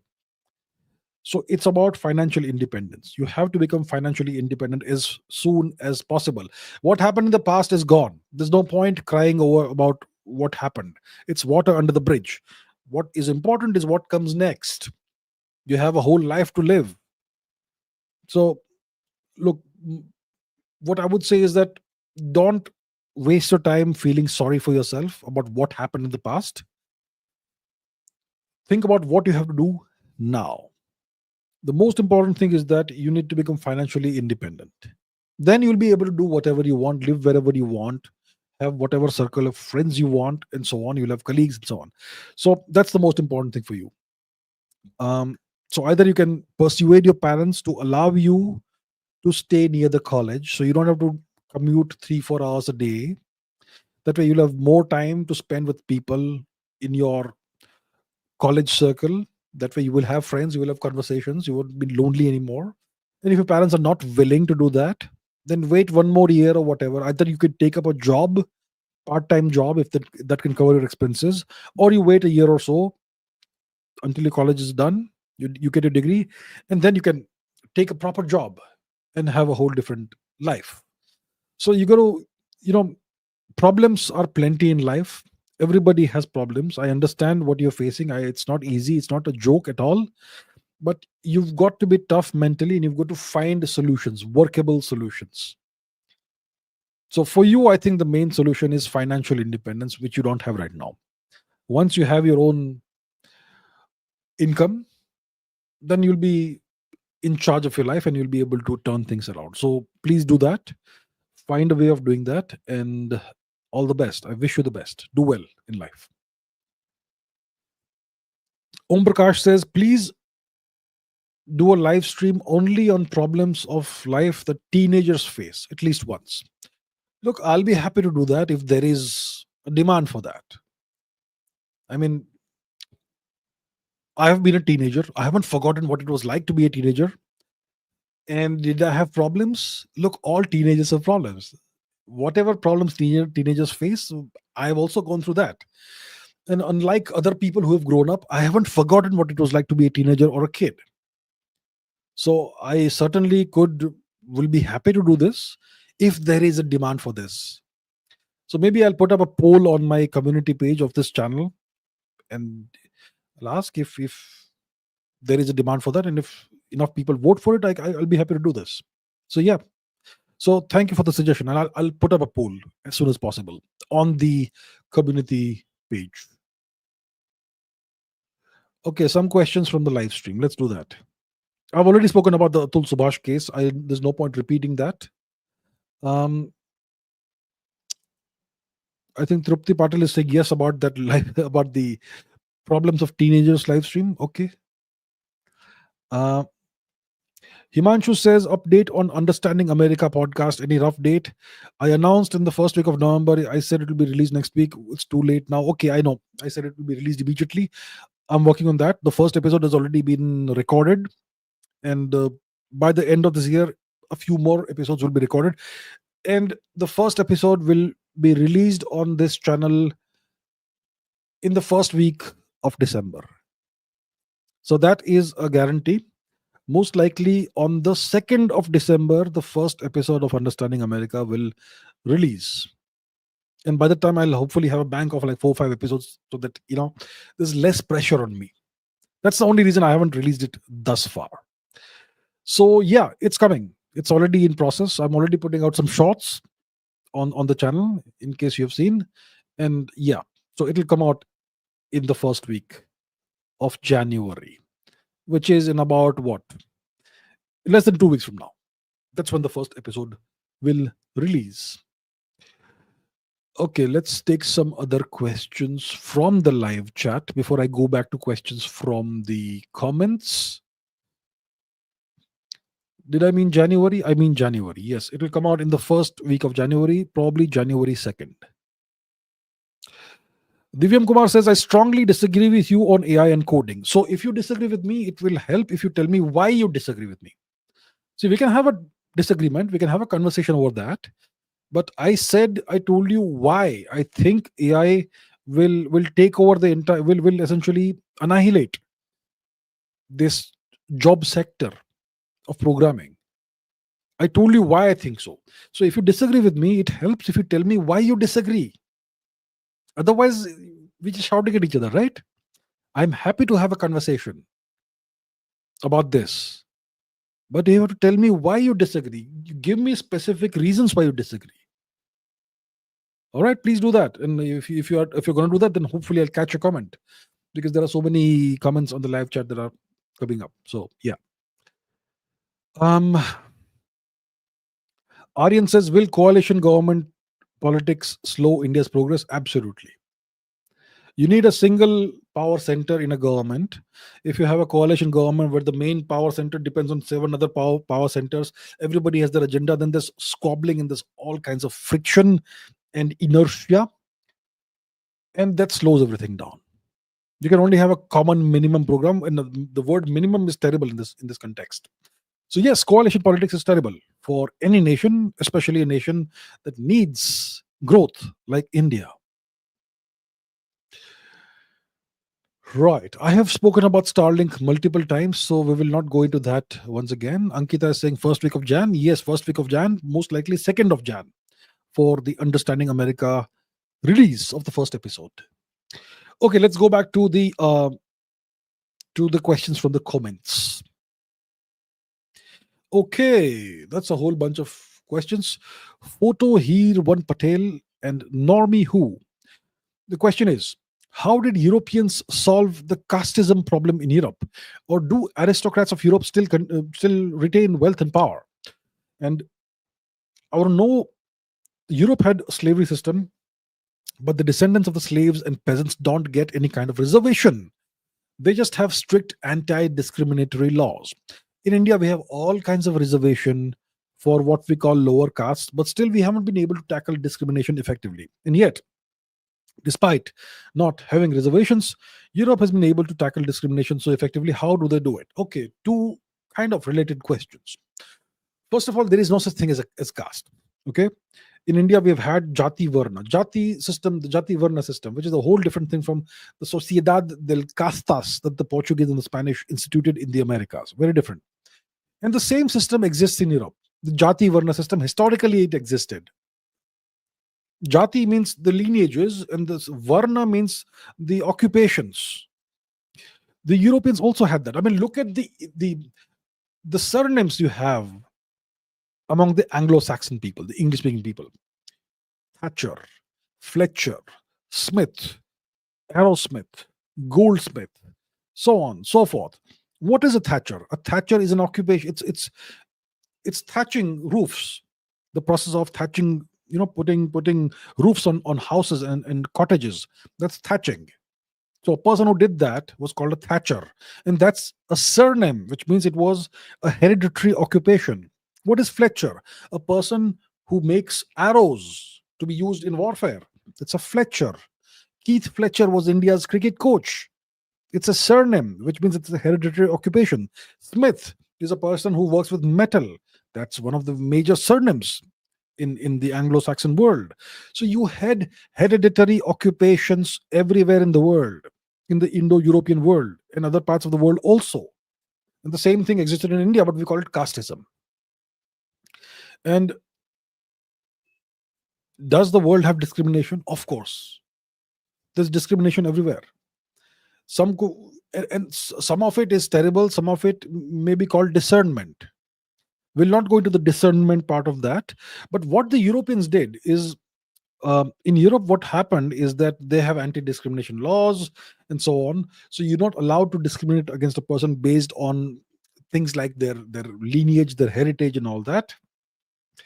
And that is kind of and those laws are properly implemented. So that has solved any problem of discrimination. No one cares today. No one cares about the old occupations anymore. The other question is, do aristocrats of Europe still retain wealth and power? Some of them do. Look, the old nobility of France, it is a small minority segment of the population, but they still are, some of them are still wealthy and some of them are still powerful. And they still are a powerful lobby in French politics, even though they may not be so visible. When it comes to the British nobility, they still have wealth and power. The British royal family still is extraordinarily wealthy. And the lesser nobility also has estates and all that. And they're able to profit from that. And you still have monarchies in many European nations, right? So there is that. In India, we have done away with that, really, genuinely done away with that. Perhaps to our detriment, perhaps not. Only time will tell us. You had slavery in Europe, of course. I mean, during the time of William the Conqueror, 1066 AD, at least 10% of the population of Britain was slaves. They used to wear copper collars, which were never taken off. You will find skeletons with copper collars around their necks even now. The copper collars were not removed even in death. So you had that, and you had the peasants who were almost like slaves. They had no land. They used to work on other people's land, and they used to live hand to mouth. So you had a very feudal system in Europe, with the majority of the population being very poor. But yeah, after the Industrial Revolution, a lot changed. So in India, we never had slavery. We had the Jati Varna system, Today we are told that it was a very oppressive system, which is a lie. And we have reservations based on the not on the Jati Vada system, but the four caste system that the British imposed on India, which has actually created a caste system which we never had. And it has not solved any of India's problems. Now people want more and more reservations. Soon they will want reservations in private sectors. And if that happens, I think it's best to leave India, because then India will never have merit and the nation will never progress. So I hope it doesn't happen. So the simple solution is that a nation has to respect merit. And that's what happened in Europe, right? By abolishing all discrimination and making everything based on merit, the entire problem, which may or may not have existed, was done away with. And in India also we can do away with it. This discrimination thing. How do you deal with discrimination if it exists in India? First thing, in all government certificates, remove the word caste. If caste is to be abolished, as people say, then why do we put caste on the certificates? No government certificate, no academic mark sheet or certificate should have the word caste. Destroy caste, right? I completely, fully support destroying caste. Remove the word caste from all certificates, government certificates, educational certificates, medical certificates, everything. Annihilate caste completely. Second, make everything merit based, whether it is admissions to schools, colleges, universities, whatever, whether it is jobs, make everything merit based. Third, give reservations based on financial status to those who are below poverty line or whatever. Come up with a very simple criterion for those who need reservations. And what kind of reservations are to be given? Free education. That's the kind of reservation that should be given. And then once you have completed your free education, you should be able to compete only on merit. That's it. So if you do these simple things, in 20, 30 years, you can solve all the problems in India. But then politicians won't get votes, right? Their votes are all based on caste calculus and God knows what else, what other nonsense. That's what keeps India divided. And politicians benefit from the system, so they don't want to end the system. That's the problem. That is the problem. The problem is the politicians. They benefit from this. They benefit from the division that the divisions that these foreigners have created in India. So they will keep on exacerbating these divisions and seeking rent from these divisions. As a consequence of these divisions, they will never address the problem. That's the problem in India. And that's why India is not able to address any of these long-standing issues of the past 200, 300 years. So I hope that explains what the problem is. Okay, Gaurav asks me a question in French. Pourquoi environ 90% des mots politiques trouvent-ils leur origine dans la langue française? That's the correct grammar. So what he's asking is that why is it that about 90% of political terms and words originate in the French language? Why is it so? That's the question. Now, is it true that 90% of political terminology, words, vocabulary, etc., originates in the French language? I don't think it's 90%. I think it's not entirely accurate to say that 90% of all these terms come from French. Now, French definitely has had a very significant influence on political terminology, especially on English political terminology, okay, and other European languages also. But even other languages like Latin and Greek have significantly influenced English political terminology. So, if you look back historically, why French has been influential on the English language, it all goes back to the Norman conquest of England, 1066 AD.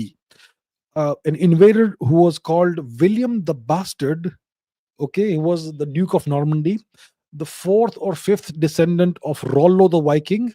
That guy invaded England. He became the last foreigner to successfully invade and conquer England. and he became from known as William the Conqueror.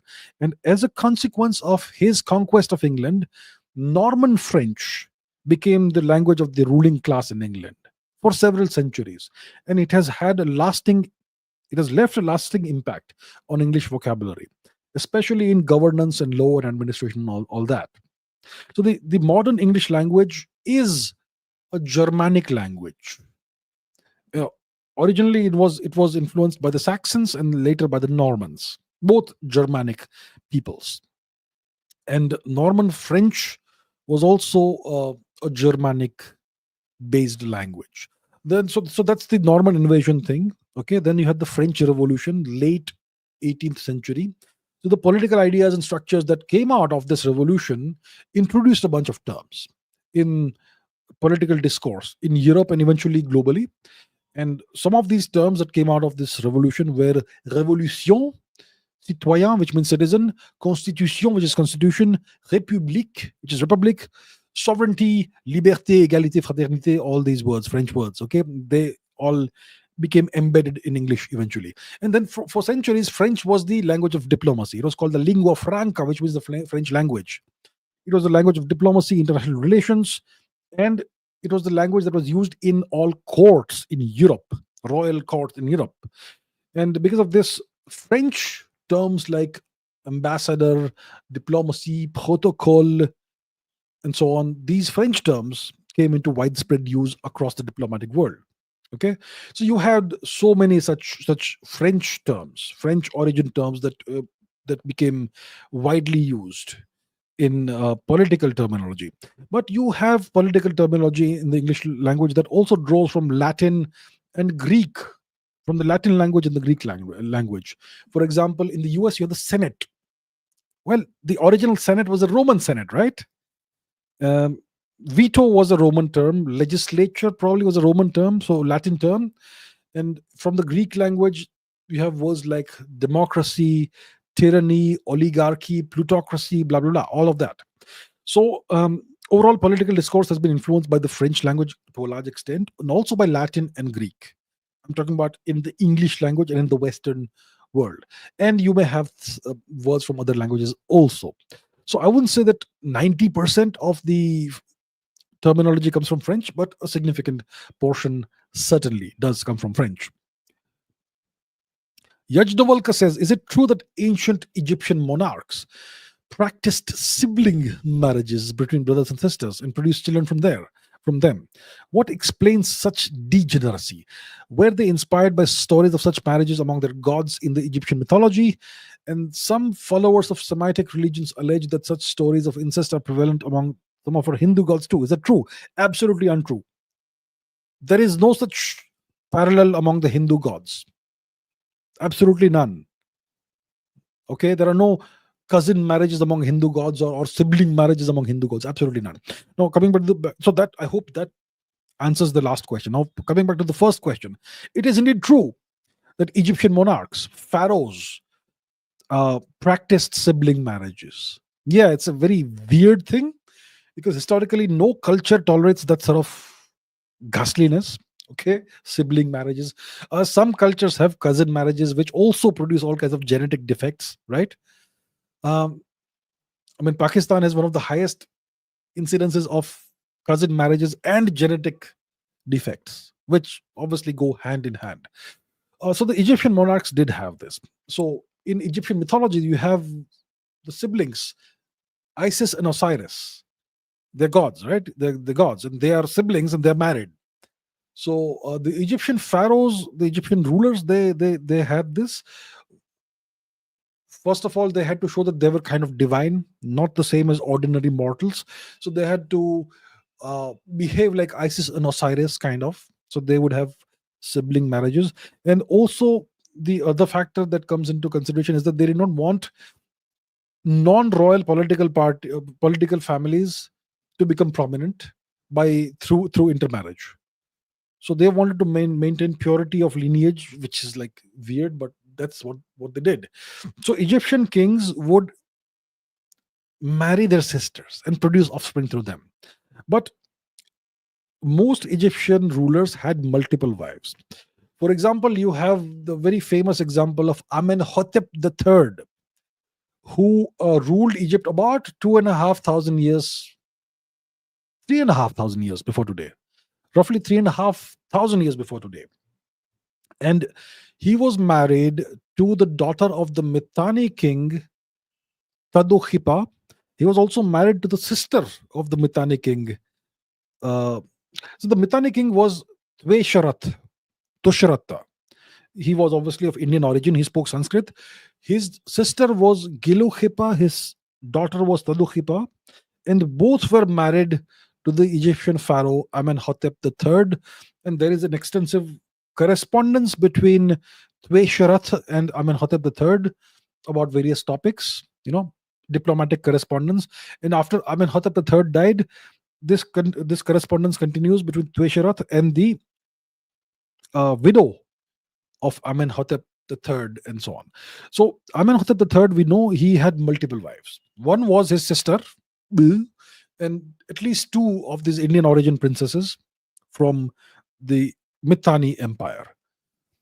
So it is possible that some of the children that were born as a consequence of these sibling marriages would have been genetically deformed, would have genetic defects, but they also married other non-related people, uh, women from faraway royal families. So that's the kind of practice they had. So yeah, it's one of the curious and strange aspects of Egyptian politics, but that's what it was. Vikram Geopolitics says, what's your take on the cancer vaccine development by Russia? Is it a final product or is it still in development? How will Russia afford to provide its citizens with such expensive vaccines for free? Which other countries could get it? So the Russian government has announced that they have developed a cancer vaccine, and it's going to be made available for free to all Russian citizens. Now, I don't know if it's a final product or if it's in development. I would imagine that if it's in development, they would not announce it or not distribute it. It's not distributed yet. I think it will be distributed in 2025 and made available to whoever needs it. So that kind of indicates that it's a final product. It's been tested and it's known to work. I don't know whether it can prevent all cancers or certain classes or categories of cancers, but if they have actually successfully done this, then it's groundbreaking for sure. Now the next question is, how will Russia afford to provide its citizens with such expensive vaccines? We don't know if the vaccines are expensive. Most vaccines can be produced pretty cheaply, especially if you're producing them at scale, like millions or tens of millions or hundreds of millions of doses. I mean, how was India able to give away so many COVID vaccines for free to so many countries? India gave free COVID vaccines, the Covaxin doses, millions of them to various countries. And India is not a super rich country at all, right? But we were able to do it. We could afford it. So if you produce vaccines at scale, at a real large scale, you can produce it pretty inexpensively. So I don't think it's going to be a financial burden on the Russian taxpayer or the government. And if they have actually successfully done this, then I think it's a good thing. It's a very nice thing that they are doing by giving it for free to all their citizens. Last question: which other countries could get it? I expect friendly countries to Russia will get it. So I suppose you could have an agreement between India and Russia, and perhaps India could be able to get the vaccine, perhaps, or maybe produce it in India, or maybe pay for it, whatever. We'll see. I'm sure they will not give the vaccines to countries that are antagonistic to them, or countries who want Russia broken up or dead, right? They won't get the vaccine. So if it's true, then it's a great step forward in medicine. Right. This is by Barlas F. Ma'am, I am not Indian, but you people need a formal supreme leader or king like Britain or Iran. He will treat Indians as his children and not voters. And Indians will love him as a father and not a ruler. His presence will be a source of courage and unity. Yeah, so this is something we used to have when we had the imperial system in India, before the foreigners took over, before we had democracy and constitution and all that. We had rulers, right? And Indian rulers Their constitution was dharma. Their um, value system was the dharmic values, and they acted as father figures for the population. They were the father of the entire kingdom or empire, or in the case of the great emperors of India, the whole civilization. And they treated everyone as their children, as not as voters. Today, politicians will lie to you for votes, but when something goes wrong in your life, they will not come to help you. When you had kings in India, individual citizens could go and appeal for help, and they would be helped. So, my question to my viewers is: do you agree with what this gentleman has to say? Do you agree with what he says?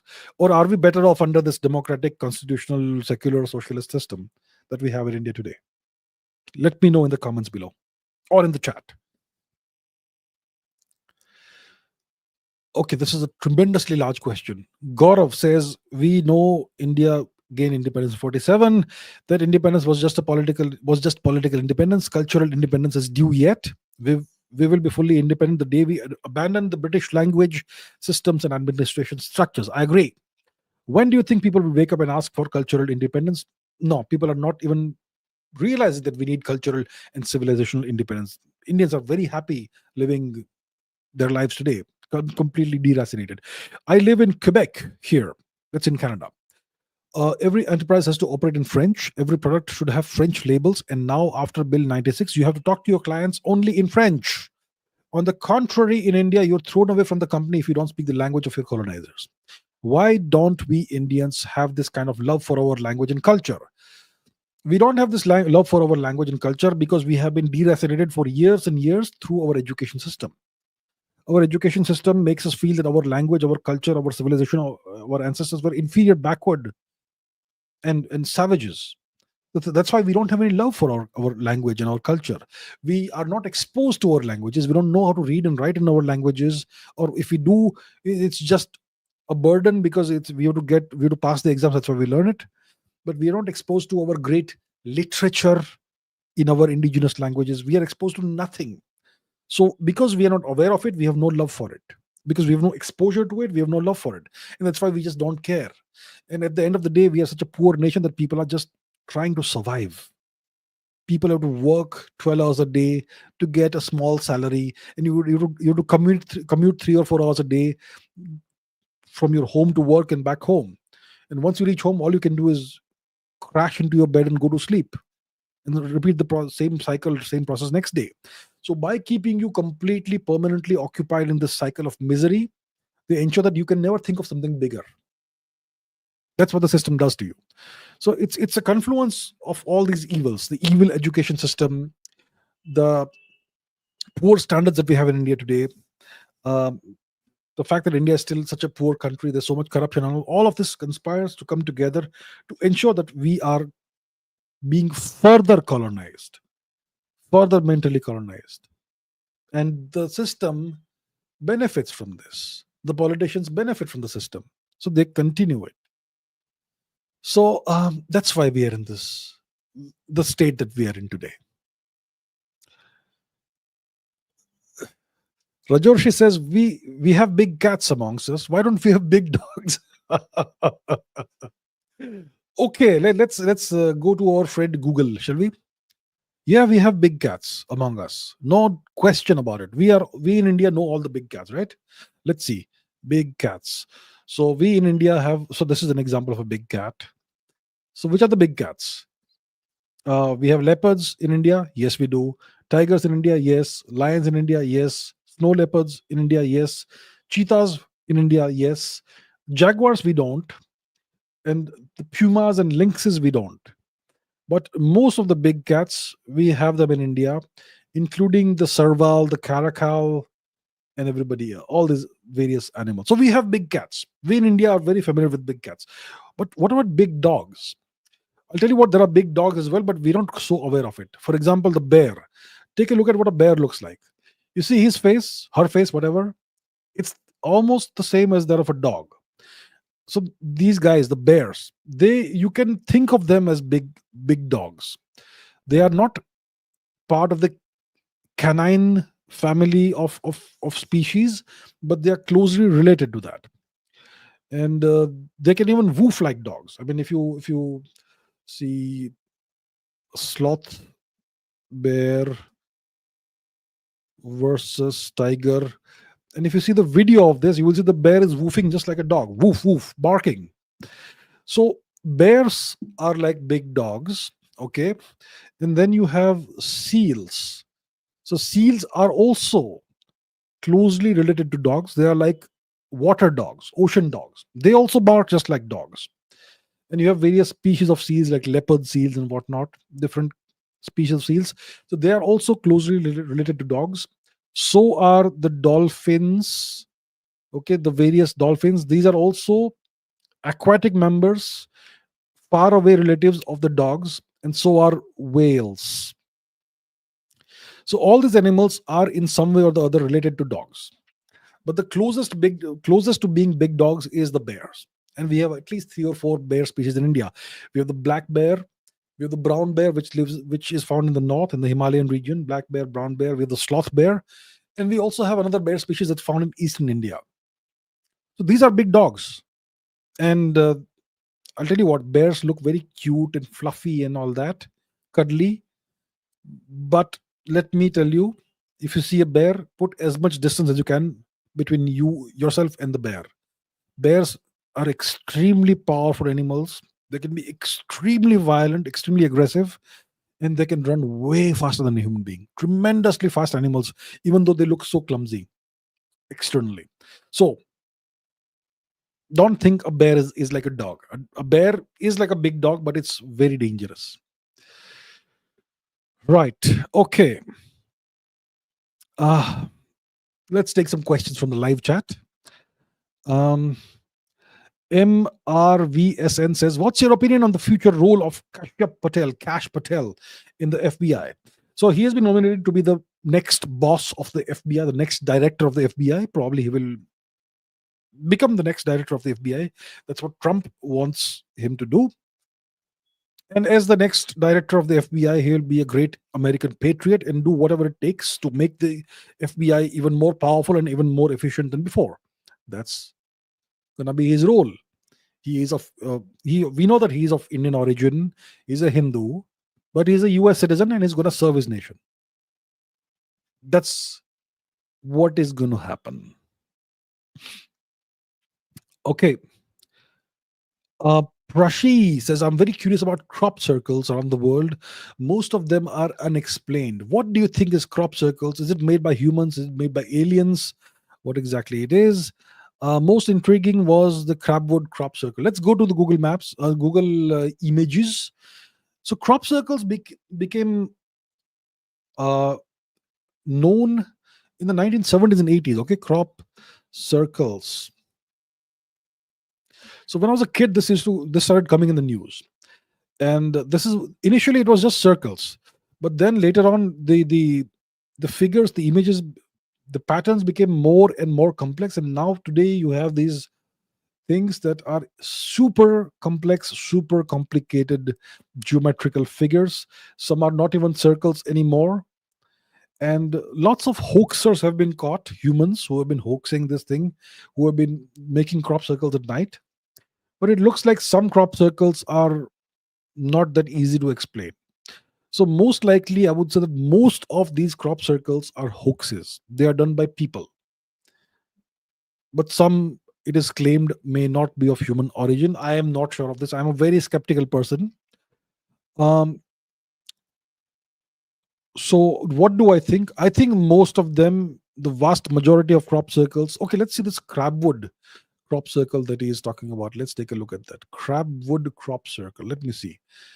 Crabwood crop circle. Okay. That's the image. It's an alien face with some kind of pattern inside a circle. So yeah, so it's meant to look like an alien face. So what do I think? I think most of these are hoaxes. I think the overwhelming majority of crop circles are made by humans, by people, just for fun, I suppose. Or I mean, what do you gain from doing it? You don't get any money from doing it. You can't come forward and say that I made this, then the whole mystery and intrigue disappears. So I think people do it just for fun, I suppose. Is it possible that some of these are made by aliens? Well, you cannot discount the possibility entirely. I think I would say the probability may be very low, but yeah, let's keep an open mind and say that maybe a tiny possibility that aliens may be behind this. So I'm a very skeptical person, as hopefully you know. I think it's mostly hoaxes done by humans. Okay, let us see. Kapalin says Hindi में क्यों नहीं? हिंदी में क्यों नहीं का इसका कारण यह है कि मैं बहुत ही मेंटली कॉलोनाइज्ड हूं और मेरी अंग्रेजी हिंदी से बेहतर है, से अधिक अच्छी है, इसलिए मैं हिंदी में बात नहीं करता इतना इतना फ्रीक्वेंटली, और मैं इस विदेशी भाषा में बात करता हूँ. Look, I'm much better in English. Okay, my upbringing, my childhood, all of that was such that I did not have that much exposure to Hindi. I can write and read Hindi. I write reasonably well. I am very slow at reading Hindi. I can read a whole page in English faster than I can read a sentence in Hindi, just because of the kind of upbringing I had. Okay, so I am a prime example of mental colonization. And anyway, Hindi, I don't think it's our civilizational language. Our civilizational language is actually Sanskrit, and it's a language that even fewer people know compared to Hindi. I mean, Hindi, so many people, most of us understand that. So I'm more fluent in English. I express myself better in English, especially complex topics and complex terminology, scientific terminology, geopolitical terminology. I am way more comfortable doing that in English, and that's why I speak in English. Am I lazy? Perhaps I'm lazy. I don't know. Say whatever you will. So that's why I prefer to do these live streams in English. And it also helps that, that way I can put forth the Indian perspective to the rest of the world. If I just speak in Hindi, then the rest of the world will never know what our perspectives are, or what my perspective on our national interest in these topics is. Whether we like it or not, today English is the main language in the world. So if you want to put forth the Indian view, then speak in English. So for these reasons, I speak in English rather than Hindi. Right. JE25 says, isn't India already in the range of Pakistan's missiles? For example, Shaheen 3. I'm not familiar with the Gauri, Ghaznavi, Shaheen, whatever missile categories they have. But yes, their longest range missile would probably have most of India within its range. Yes, I agree. Geopolitical Dubey says, is Bharat working quietly with North Korea, and should or will PM Modi ever visit North Korea? Only PM Modi can answer the question. If we are doing something in secret, I would not know about that. So, unfortunately, I regretfully cannot answer this question because I am aware of only that information that's available in the public domain. Okay.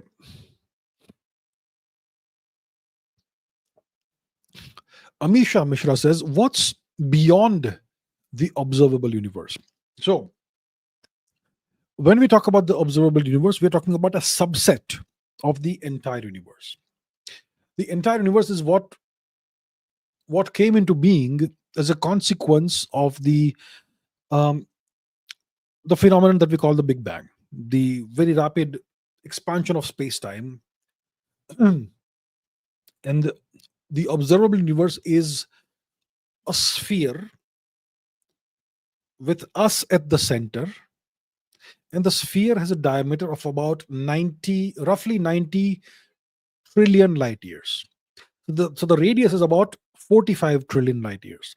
That's the observable universe. The universe is about 13.8 billion years old. Okay, sorry, not trillion, billion. The observable universe has a diameter of 90 billion light years, not trillion. So the age of the universe is 13.8 billion years, and a light year is the distance light can travel in 1 year. So from that perspective, the observable universe should have diameter of 13.8 times 2 is 27.6 billion light years. But because the universe has been expanding, That's why the observable universe has a diameter of about 90 billion light years. Now, the question that Amisha is asking is what's beyond the observable universe? What's beyond the observable universe is much of what we see inside the observable universe, but it's just too far for us to see it. And every single day, every single hour, more galaxies are passing beyond the um, the observable horizon because of the expansion of the universe. So every single day, the number of galaxies that we can see in the universe is decreasing because the universe is expanding, and the further away a galaxy is from us, the faster it is expanding. And eventually, at a certain point, at a certain distance beyond where we are, the expansion of the universe is superluminal, faster than the speed of light, without breaking the laws of physics. Because it's the space-time itself that's expanding, and not something within it. So beyond the observable universe, you have the actual full universe. We don't know how large it is. We don't know the scale and dimensions. I mean, dimensions, we know 4 dimensions: length, breadth, height, and time, but we don't know the scale of it. We don't even know if it's a circle or what shape it is, but we know it is out there. And we will, with the current the current technology that we have, we will never be able to see what's beyond the observable universe. So what I can tell you is that there is a much larger universe out there beyond the observable universe, but we don't know how large it is. That's all I can say. Right, let's take some more questions. Okay, Ronak Jain says, why did our ancestors accept the British, French, the Portuguese, and Dutch just after when Shivaji Maharaj liberated them from genocidal regime of the Turks? Nobody accepted foreigners. They conquered various parts of India through force. Do you have any choice of accepting or not when you've got a sword hanging over your neck? These French, Portuguese, Dutch, they did not give you a choice. Would you please accept us? And then the Indians accepted. That's not what happened. They took over territories by force. The French did horrible atrocities wherever they ruled. They destroyed temples and built churches on top of them.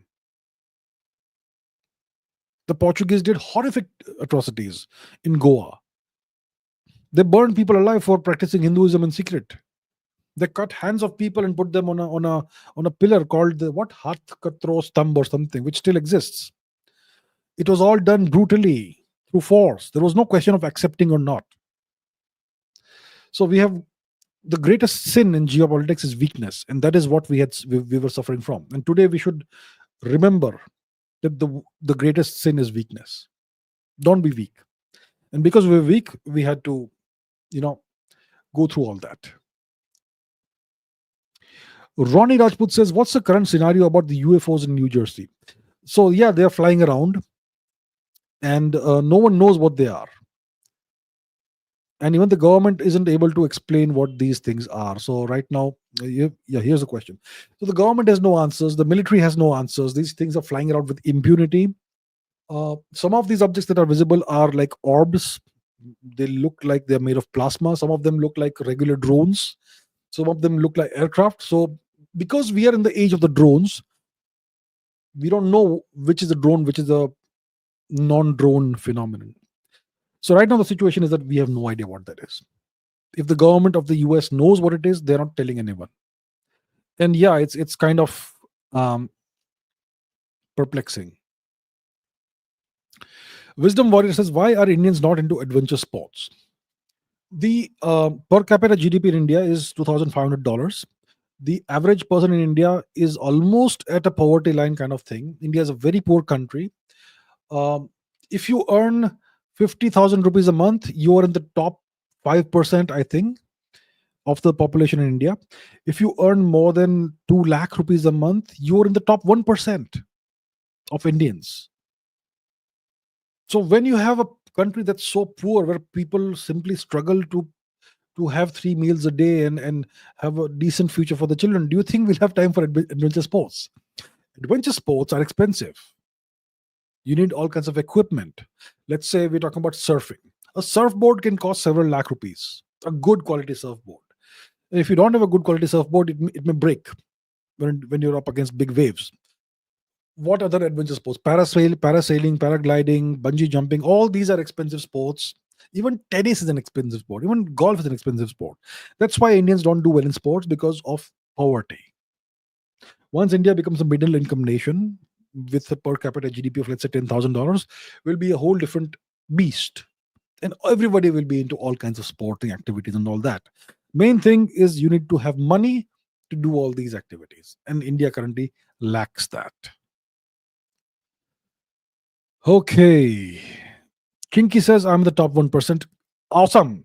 I want everybody to be in the top 1%. Okay.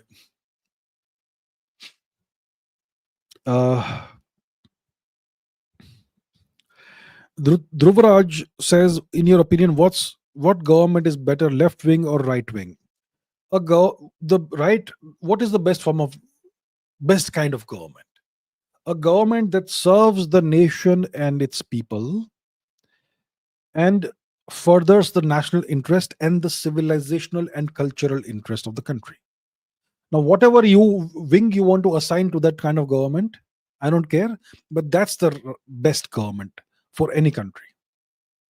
So I'm not talking about India or Pakistan or whatever other country. For any country, the best government is the one that prioritizes the long-term interests and prosperity of the nation, of the people, of the individuals, and also the long-term cultural continuity and cultural and civilizational interest of the people. That's the best government. And probably that's what we call right wing, unfortunately. I don't care about this left and right wings, they're all foreign concepts. But yeah. McLevin says, and this is today's last question, China bans exports to the US of gallium, germanium, antimony, other key high-tech minerals. How will this impact the US? The US will have to find alternate sources. China is the exporter. I mean, China is home to about 95% of these elements, the rare earth elements and all that. And the US will have to find alternate sources for that. I hear they have been prospecting in their own territory. They own a territory that's the size of almost a continent, and looks like they have found what they're looking for, but it will take time for them to be able to extract it. So the Americans will have to find other sources for what they need. So some of these elements are critical in the technology sector for manufacturing and all that, and the Americans will have to find a solution to that. So yeah, it can certainly impact things in the US for some time at least. All right, with that, we are at the end of today's session. So many other questions, I can see that. I'm very sorry I won't be able to take any more. But yeah, let me end today's session over here. Thank you so much for all your questions, for your viewership. I really appreciate that. And I will see you in next week's live stream in 7 days from now. Until then, keep learning, keep asking questions, and keep raising your standards. Thank you very much. Take care. I'll see you soon. Bye.